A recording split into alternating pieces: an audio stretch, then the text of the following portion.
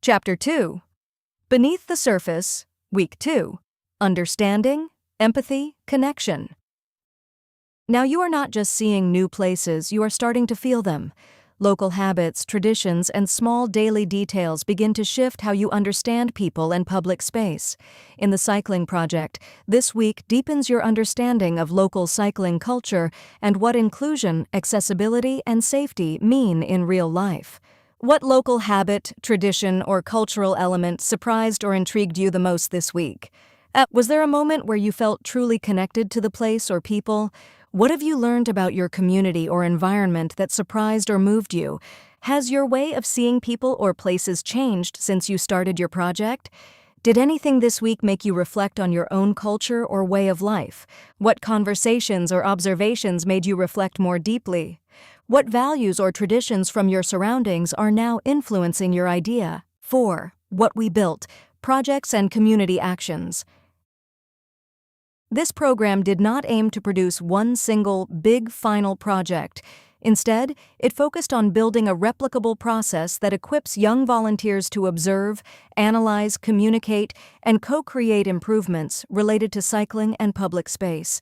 What we built is therefore a combination of skills, shared language, evidence from the territory, relationships, and action-ready proposals. 4.1 Initiatives implemented, one section per team/country mix. Rather than fully implementing standalone initiatives from start to finish, teams produced practical building blocks that can be continued, replicated, or scaled in future activities. These included peer-led capacity workshops that reduced skill gaps and strengthened group responsibility, bike basics, safe riding, leadership micro-workshops, policy-to-practice translation outputs, European Cycling Declaration group work, turning formal commitments into plain language and local examples. Route-based fieldwork outputs, created through cycling rides analyzed with a consistent methodology, producing documented strengths, issues, and improvement proposals. Community dialogue outcomes developed through meetings with local groups and associations that operate close to residents and often act as bridges with municipalities. If you want to include team pages without overstating implementation, you can use a short one-page profile per mixed country team. Team members, focus area, safety, infrastructure, inclusion, tourism, data, etc. 3 observations, from routes and community input. 3 proposals, quick win, medium term, long term. 1 learning, personal or team. 1 suggested next step. 4.2 Community engagement activities, events, workshops, partnerships. Community engagement was built progressively, moving from internal capacity building towards external dialogue and collaboration. Workshops and learning sessions included bicycle basics, workshops delivered through peer-to-peer learning, bike parts, safety checks, cleaning, basic repairs. Safe cycling and road safety sessions combining short theory adapted to the host country context with guided practice rides and group riding roles. European Cycling Declaration workshops, where small teams translated chapters into plain language, added local examples, existing measures and gaps, created visual murals, and taught the content to peers. Peer-led micro-workshops from week 5 onwards, where participants taught skills they felt strong in: communication, facilitation, documentation, outreach, building confidence and leadership. Partnership and outreach actions included contact building and conversations with local actors, associations and community groups. Exchange spaces such as meetings, debriefs, and walk/ride and talk formats used to validate observations, refine proposals, and identify feasible pathways. 4.3 Policy-related actions, dialogue, proposals, advocacy moments. Policy-related work in this program was approached as learning to connect everyday experience to concrete commitments and to communicate proposals in a way that is understandable, evidence-based, and grounded in local reality. Policy-related actions included interpreting European Cycling Declaration commitments in accessible language and linking them to practical examples from participants' communities, producing route-based proposals grounded in evidence, photos, documented incidents, identified strengths and gaps, using a consistent analysis methodology, holding dialogue sessions with local intermediaries, associations, and groups who regularly engage with residents and municipalities to validate observations, prioritize needs, and strengthen feasibility. Direct meetings with local authorities were intentionally not the main focus at this stage. They are planned as part of the next activity in the wider learning pathway, together with local volunteers in each partner country, and will therefore be documented in the next manual/output. 4.4 Visual Timeline/Photo Story Highlights. The strongest evidence from this program is visual and story-based. A recommended format is a simple photo timeline that follows the 8-week journey and shows both project development and personal growth. Suggested timeline structure: Week 1, Arrival, Baseline Building, Bike Basics Workshop. Week 2, Safe Riding Practice, First Structured Observations. Weeks 1 to 2, European Cycling Declaration Murals and Plain Language Summaries, Gallery Photos. Weeks 3 to 4, Route Analysis Rides, Photos of Strengths and Issues, Route Reports, First Proposals. Weeks 5 to 6, Leadership Micro-Workshops, Participants Teaching Participants, Outreach Preparation. Weeks 7 to 8, Community Dialogue Sessions, Meeting Notes, Photos where appropriate, Final Proposal Refinement. Throughout, Cultural Day highlights, food, music, games, shared moments of intercultural exchange. To keep it readable, use a simple rule: 5 to 10 images per week, each with a short caption answering what we did, what we noticed, what changed, in the project and / or in us. 5. Impact and learning. This program generated impact on 3 levels: the individual volunteer, the group as a living team, and the local ecosystem of actors and conversations around cycling. The outcomes below are written in a way that other educators can reuse as a reference when designing similar experiences. 5.1 Individual Learning Outcomes: Skills, Civic Empowerment, Inclusion. Practical cycling competence and confidence. Participants strengthened a minimum shared baseline in bicycle use, basic maintenance, safety checks, basic repairs, and safe riding behaviors. For many, this also meant increased confidence navigating unfamiliar environments and riding as part of a group. Project and civic skills.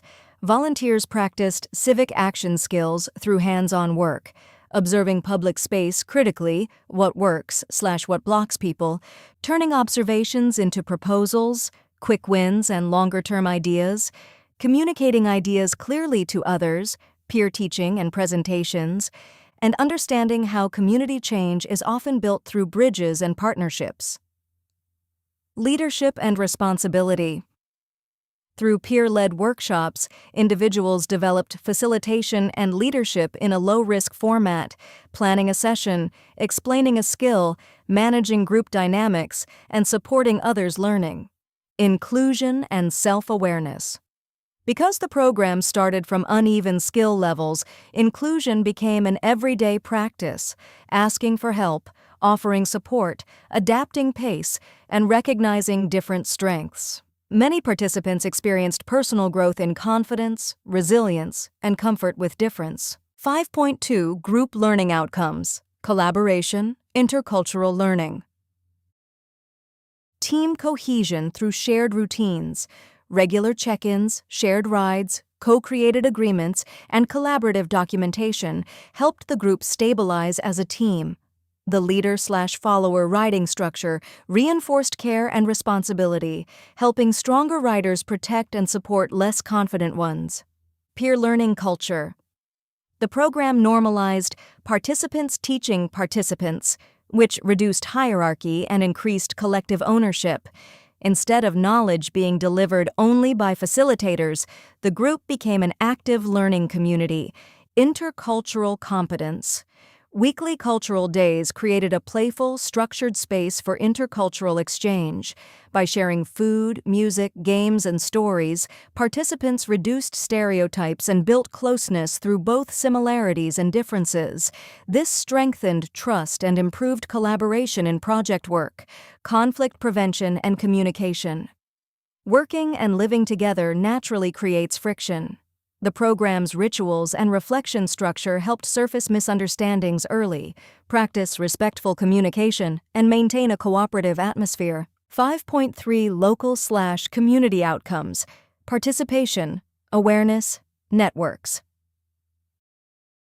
Stronger local conversations about cycling through route analysis, documentation, and community dialogue sessions. Cycling was addressed not only as sport or transport, but as a topic connected to safety, accessibility, inclusion, public space, and well-being. This helped participants and local actors discuss issues using more concrete examples and shared language. Evidence and proposals grounded in real user experience. The route rides produced structured observations, strengths, issues, incidents, and improvement proposals supported by visual documentation. Even without formal institutional meetings at this stage, this evidence can feed future dialogue and action. Relationship building with bridge actors, connecting volunteers with local groups and associations created mutual learning. Volunteers gained realism and feasibility insights. Local actors gained fresh perspectives and additional visibility for certain issues. These relationships also form a basis for continuity in future activities. 5.4 What we would scale up: transferability. The most transferable parts of this program are not a single event, but a set of repeatable building blocks. If we scaled this model, we would keep and strengthen. 1. Peer-led baseline workshops. Week 1. Bike basics plus safe riding delivered through peer learning. This quickly reduces skill gaps, improves safety, and builds group cohesion. 2. Policy to practice translation. Working with the European Cycling Declaration through small team analysis, plain language translation, murals, and local examples. This makes policy accessible and gives initiatives a shared framework without requiring technical expertise. 3. Route analysis as fieldwork. Cycling routes used as structured community analysis, producing comparable outputs: photos, strengths/issues, proposals. This is one of the clearest ways to connect cycling, territory, and civic learning. 4. Leadership micro-workshops. From Week 5, short participant-led sessions that grow confidence, facilitation skill, and shared ownership. This is easy to replicate with minimal resources. 5. Community dialogue with bridge actors. Weeks 7 to 8. Meetings with local associations and groups that connect residents and municipalities. These sessions validate proposals, prioritize needs, and increase sustainability. 6. Cultural Day as a weekly ritual. A low-cost, high-impact intercultural practice that builds trust, reduces prejudice, and improves collaboration across the entire program. 6. Recommendations for replication. This chapter turns the experience into practical guidance. The goal is not to copy one program exactly, but to replicate the core learning logic. Build a safe international group, create a shared baseline of cycling skills and language, observe the local context through routes, translate observations into proposals, and connect with community actors so ideas can continue. 6.1 for youth. How to start in your own community. Start small and specific. Pick one concrete place or route you know: school route, commute corridor, park connection. Identify 3 strengths and 3 problems. Take photos with care and respect. Use a simple method: observe, document, discuss as a team, then propose improvements. Make proposals in 2 levels: quick wins, small changes, and long-term improvements, bigger infrastructure or policy shifts. Find your allies. Look for local cycling groups, youth organizations, neighborhood associations, schools, or small businesses that care about mobility. Ask, what have you already tried, and what would help most right now? Make it inclusive. Not everyone rides at the same level. Offer beginner-friendly rides, buddy systems, and a no-shame learning environment. Include non-cyclists too. People can contribute through mapping, communication, interviews, photos, and community outreach. Share your story. A short post with a photo and a clear message is powerful. Here's what works, here's what doesn't, and here's what would improve it. 6.2 for youth workers/NGOs, mentoring and safe space tips. Protect psychological safety. Establish group agreements early. Respect, voluntary sharing, confidentiality in reflection spaces. Normalize differences in confidence, language, and experience. Coach without controlling. Let volunteers lead, especially in peer-to-peer workshops, but provide light structure, timing, inclusion checks, and clear outcomes. Use short mentoring checkpoints to help teams refine decisions without taking ownership away from them. Build reflective habits. Keep weekly reflections simple and consistent. Short writing time plus small group sharing plus optional circle. Prevent documentation fatigue by using a minimum standard, 3 learnings, 1 next step, 1 evidence item. Plan for inclusion. Use mixed skill pairing, buddy system. Offer multiple roles beyond cycling performance, logistics, facilitation, storytelling, stakeholder liaison. Safeguarding. Be clear about support pathways if someone struggles emotionally. Handle sensitive issues privately and follow your organization's safeguarding protocols. 6.3 for hosting organizations, structure, supervision, inclusion practices. Design a stable rhythm. A predictable weekly structure reduces stress and improves productivity. Action time, reflection time, documentation time, and replanning time. Ensure safe cycling conditions. Run early baseline workshops, bike basics plus safe riding. Use routes appropriate to the group's level, with lead/sweep roles and regroup points. Make participation balanced. Rotate leadership. Ensure everyone leads at least once. Co-lead counts. Watch for silent exclusions, language, confidence, gender dynamics, cycling skill. Intervene gently by adjusting formats, pairs/trios, station work. Support community access. Prepare a starter list of local contacts, associations, NGOs, informal groups. Help volunteers get meetings, spaces, and introductions, but keep volunteers responsible for communication where possible. Document for continuity. Keep a shared folder for photos, route reports, workshop notes, and contact lists. End with a simple handover note for local partners so the work can continue. 6.4 for public bodies/stakeholders, how to collaborate with youth initiatives. Treat youth as partners. Invite young people to share observations and proposals early, not only at the end. Ask what they have documented and what they learned from the community. Offer clear access points. Provide one contact person who can receive youth proposals and explain next steps. Explain constraints transparently, budgets, timelines, legal limits, and identify what is possible now. Support quick wins. Small actions build trust. Signage fixes, minor maintenance, temporary measures, pilot activities, safe crossing improvements, basic bike parking. Use local bridge actors. Work with associations and community groups who already connect residents and municipalities. They can help refine proposals and maintain continuity. Close the loop. Even when you cannot implement a suggestion, respond with a short explanation. Give feedback on what was useful, what data is missing, and what a realistic next step could be.